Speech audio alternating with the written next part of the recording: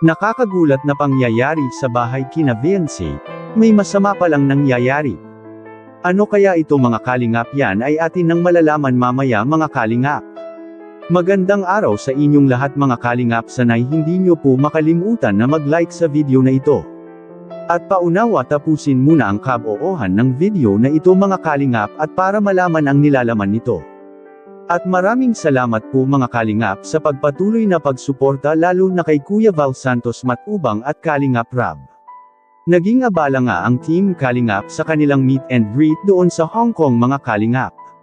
Dahil sa mainit na pagtanggap ng Kalingap partners doon at lalo na ang taga-suporta ng Team Kalingap.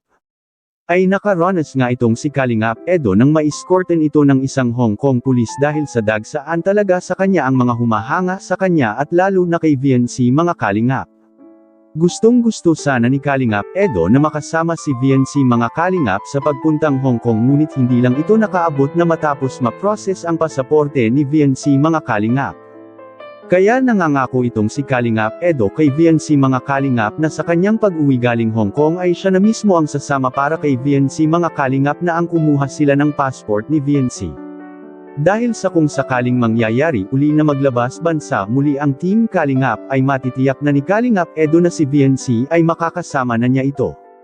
Dahil sa aminado ang ating manok na si Kalingap Edo na sobrang mamiss talaga niya anya si Viancy mga kalingap kung matagal-tagal silang dalawa na hindi magkikita. May namumuo na talagang pagpahalaga ni Kalingap Edo kay Viancy. Kaya matatandaan natin sa nakaraang episode ng EDC na napatawa na lang si Viancy sa narinig niya na nanggaling kay Kalingap Edo. Ngunit ang payo naman sa ating mga concern na mga taga-subaybay mga kalingap na sana anya ay mag-focus lang muna si Viancy sa kanyang pag-aaral at para matiyak anya na makapagtapos itong si Viancy mga kalingap.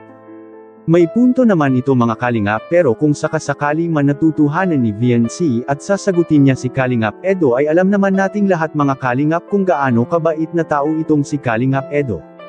At sigurado kapag kung sila man ang magkatuloyin ay nasa mabuting kamay si Viancy at matitiyak pa rin na makapagtapos ito sa kanyang pag-aaral.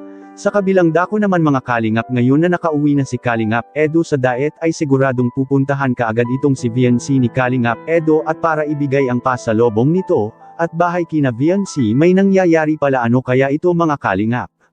Makikita po natin sa video. May mga shell. Siguro ikaw, suwang-suwa ka na dito sa lugar na to, no? Pero ako, gusto ko dito. Marami na din po kasi nangyayari dito ay mga masasamang nangyayari po. Kaya gusto din na po namin na maglipat. Lalo na po pag nagbabagyo.